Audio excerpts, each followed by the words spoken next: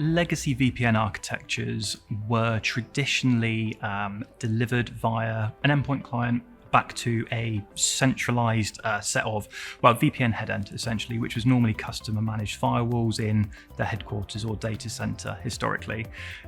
When the user wants to connect to the VPN, they're normally prompted for username and password.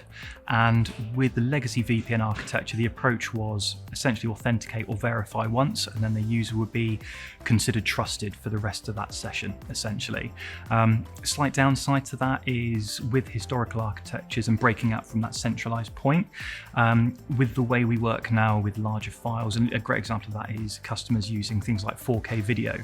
The user's traffic would essentially come into that head end, and if it needs to be routed out to a SaaS application, for example, or somewhere on the web, it would hairpin through that connectivity, which can cause bottlenecks on that kind of connection medium, and it can have a degrading effect on the end user experience. So the new approach with SASE architecture is a move more towards ZTNA, or Zero Trust Network Access.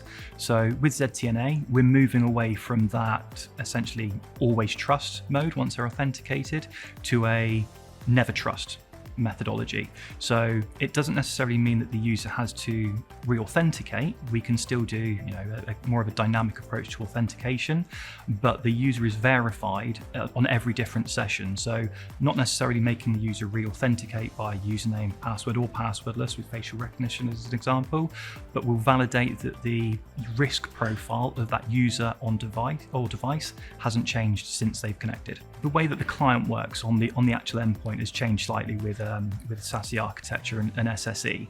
So it moves away from that prompting the user for that authentication at the start of their session, and the client itself with a ZTNA kind of component actually makes the decision on behalf of the user on how they connect to the resource that they want to connect to.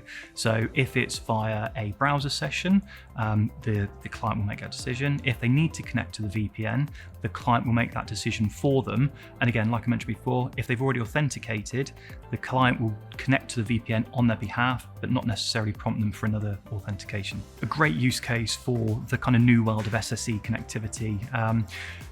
If you look at historically, if you had a global deployment across multiple regions, say Americas, EMEA and Far East, it would have been a case of, for the end user experience, you would have wanted to have multiple deployed VPN headends and the users would connect to their local headend.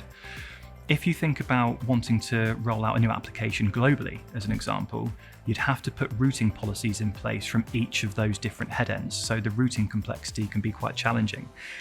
In the new world with SSE, if the users are connecting to that VPN headend via the SSE provider, you've got one place to manage those policies regardless of the user's region. So if you want to deploy a new application globally at scale, it can be a much, much quicker experience using SSE.